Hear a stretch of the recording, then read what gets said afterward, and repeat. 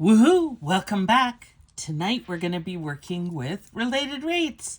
Yay! And full disclosure, this was the one that really terrified me. This subject in calculus. Related rates can be really tricksy. So I want to make sure that we go over lots of examples and definitely make sure to ask lots and lots and lots of questions.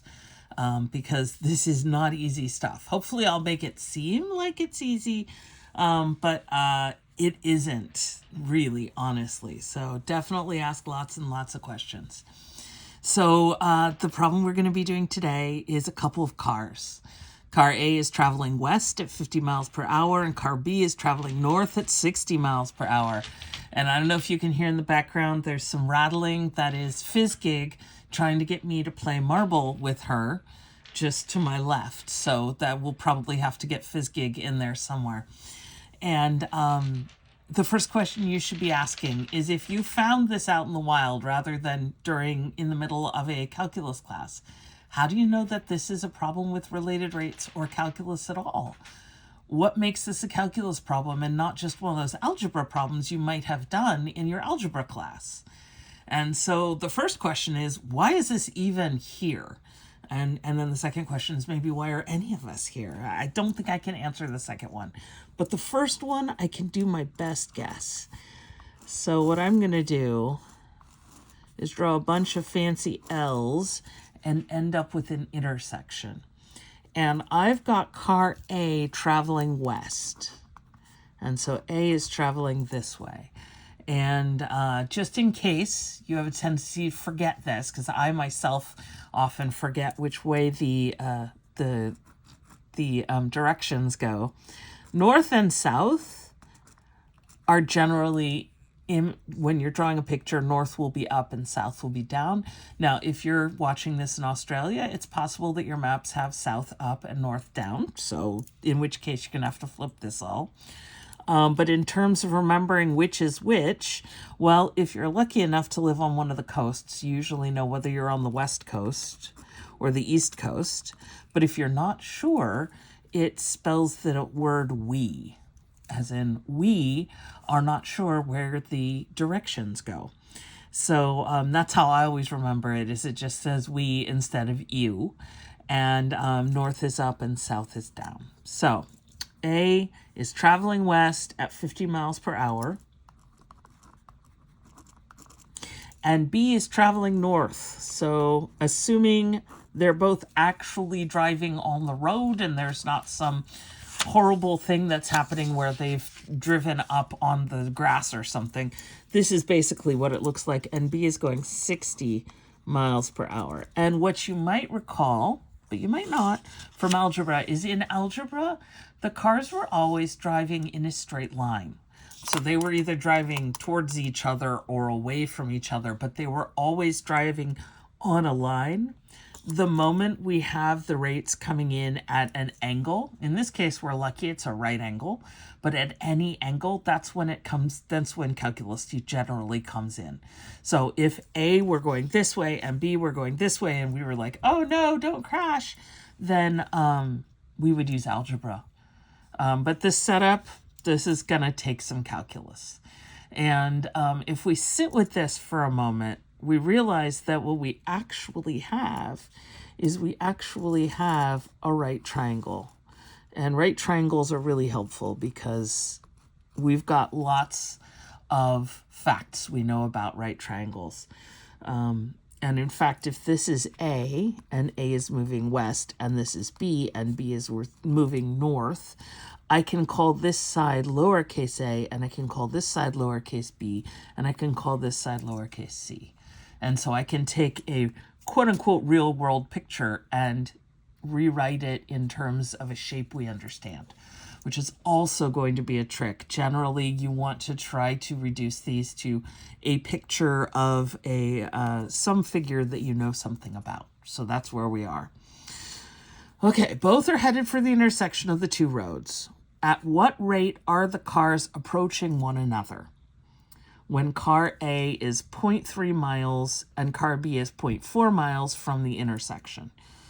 Okay, so A is going 50 miles per hour.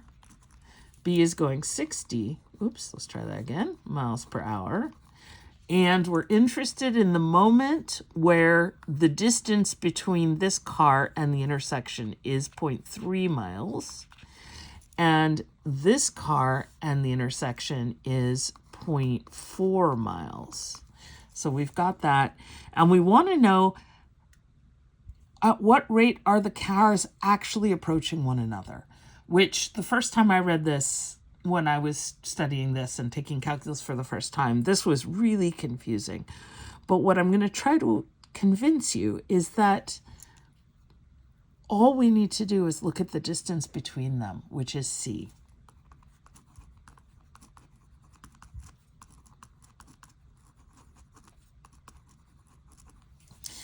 And as you can tell, as A goes this way and B comes this way, this C is going to shrink. And that's the distance between them. So that can be interpreted as how fast the cars are approaching one another, how fast this distance is shrinking. If they were both in the intersection at the same time, then we would end up with a distance of 0, if that makes sense. So that's what we're going to look for. We're interested in how C is changing. We know how A is changing. Oops, sorry. It's changing at 50 miles per hour. We know how B is changing. It's changing at 60 miles per hour. We don't know how fast C is changing. So that's what we're interested in. Okay, next thing I'm going to do is I'm going to go from the railroad picture to the figure and from the figure to an equation. Related rates are always going to involve implicit differentiation and some equation. And hopefully, and I'm going to make the bad word problem here. You don't have to worry about that. See, the word problem is gone. It's that easy. The word problem has disappeared. So what we need to do is we need to come up with a formula or some equation that relates A and B and C. And in fact, since this is a right triangle, we got the Pythagorean theorem.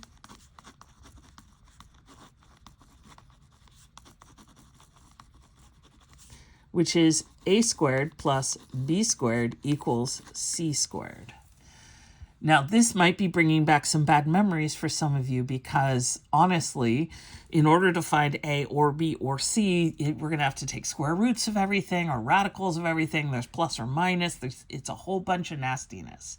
However, recall that implicit differentiation says, you know what, you don't have to change for me. We love you exactly the way you are. We're going to take the derivative right here exactly as you are. So that's what we're going to do. I'm going to go ahead and differentiate. Now, back up here, since I've got 50 miles per hour, 60, oops, you can't see that. Let me make sure you can see it. 50 miles per hour, 60 miles per hour. We're looking at change with respect to time. Time is what we're really interested in. And it says at what rate, right? And miles per hour. So from all of that, we're interested in taking the derivative with regard to time. So let me write that down here. Miles per hour is going to be the change in distance over the change in time, right? Because that's miles on top and hours on the bottom. So what I want to do is I want to take derivatives of all of this with respect to t.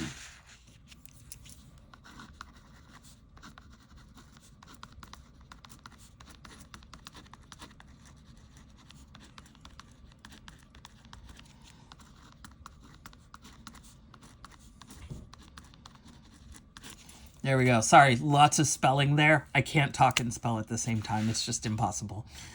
Frequently, I can't spell at all, so I think I did pretty well. Gold star for me. Little gold star.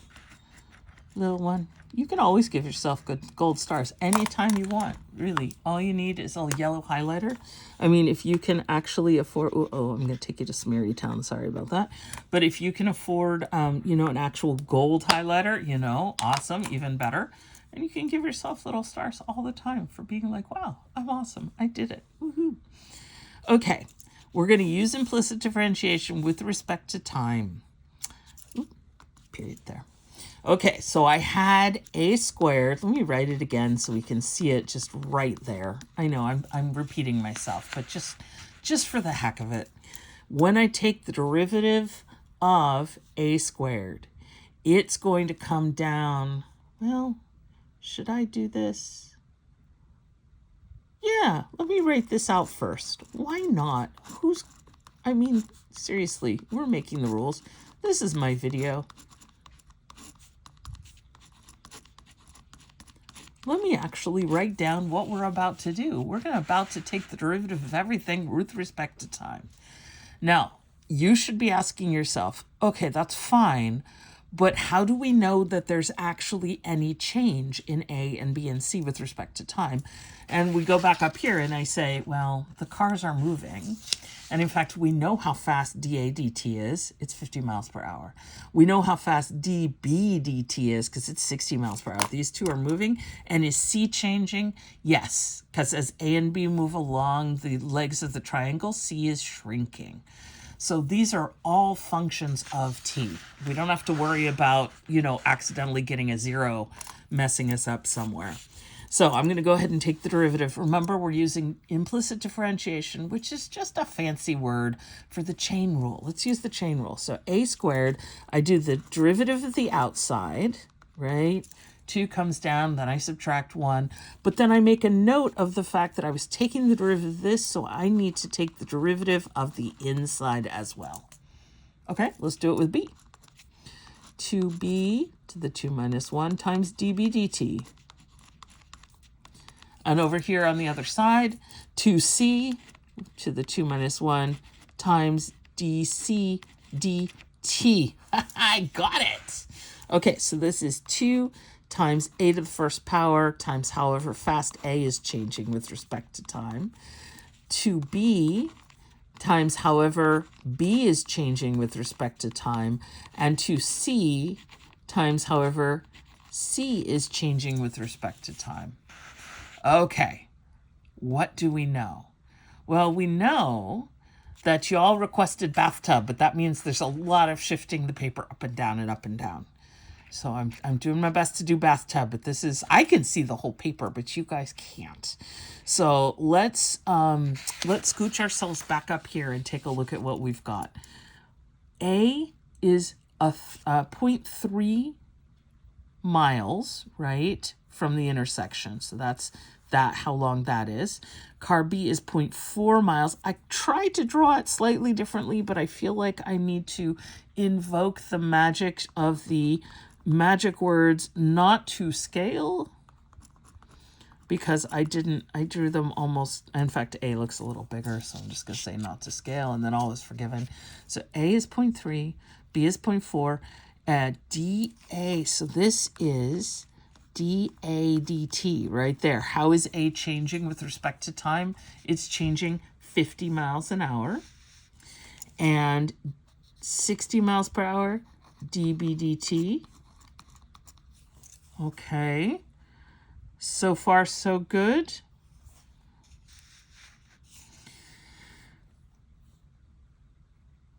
And then we think about things, and then I think, wait a minute. We're in calculus now, right? And in fact, is A getting bigger or getting smaller? And in fact, A is getting smaller. So it's not growing at 50 miles per hour. It's shrinking, right? So it should actually be minus because it's shrinking. And then we go over here and we go, well, B is getting smaller too. So that's got to be negative because it's also shrinking. Okay. It's very exciting. FizzGig has joined. Oh, you can't see. FizzGig is right in front of the camera, but you can't see it. FizzGig says hi. There's a tail for you. There you go. Oh, hello, FizzGig. I know, I love you too. I know. It would be really fun to play ball and not do calculus, but we'll do calculus first, and then we'll play ball.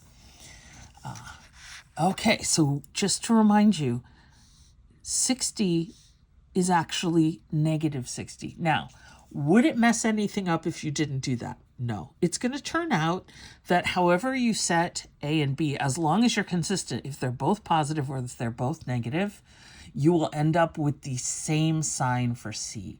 So sometimes it doesn't matter, but it's worth looking at just because sometimes it does matter. And so, this is always something you should consider before you get started. So let's come over here, and you'll remember that A was 0.3 and dA dt was negative 50, and that's in miles per hour. And then 2b is 2 times 0.4 times negative 60, and then 2, and then we go, oh my goodness, I don't know what C is. So then we very quickly come over here because there's a little bit of spare room, and we go, uh-oh. At this moment, oh, I did it again. 0.3 and 0.4, what is C going to be equal to? Okay, so we do a quick calculation. 0.3 squared plus 0.4 squared equals C squared. So I happen to know that this is going to be 0.09 plus this is going to be 0.16. That's C squared. So that's going to be 0.25 is equal to C squared. So C, conveniently enough, is 0.5. Okay, so we can go back over here.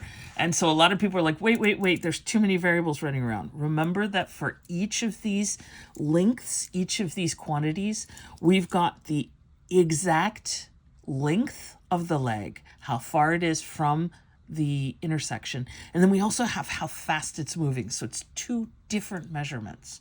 This is just length. This is a speed. This is length per time. And so right here, I've got 0.5 dc dt. Now remember, that's the magical thing. This is the one we want to know. We want to know that value. Okay, so math gave us a little bit of a present. Because if you notice over here, what's 2 times 0.5? That's just 1. So the whole thing over here is just dc dt. So we don't have to divide or subtract or do anything. If we can calculate these and smush them together, we're done. Okay, so 2 times 0.3 is 0.6 times negative 50. That seems really hard, but I know that 6 times 5 is 30. So even though I don't have the calculator right in front of me, I happen to know that this is 0.6 times negative 50 is going to give me a negative 30. And then same thing over here. 2 times 0.4 is 0.8. Is almost all of negative 60, but not quite. 8 times 6 is 48. So this will be negative 48. And so the whole thing, negative 30 plus negative 48 is negative 78 dc dt. So the cars, let me see if I'm going to, the cars are approaching one another at 78 miles per hour. And remember I said it would work out that the signs are the same. So what if you had done positive 50 and positive 60? Well, this would have both ended up as positive, and then this would be positive too. And you would just interpret the results. So in this case, it didn't matter. However, if you do a problem where B is moving towards an intersection and A is moving away from an intersection, then you will have to think about how to compensate for the fact that they are actually moving kind of with different goals in mind. So you'd have to rethink the problem. But this one, they're both moving closer, so there's a consistency there. Okay, and we got, and this is really interesting, 50 miles an hour, 60 miles an hour. They're actually getting closer, not by 50 or by 60, but by 78 miles per hour is how fast they're approaching one another. Woohoo, you guys are awesome. Okay, this one wasn't too bad. Slightly, just barely under 20 minutes. Woohoo! But 20 minutes is the threshold. Remember, go look at something, touch some grass, try to look at something that's, a different distance than whatever screen you're looking at to watch this. Let your eyes rest a bit by, staring at some clouds or going out looking at some stars, or just, pet an animal or do some art, sing, dance, all those fun things. Or, just sit.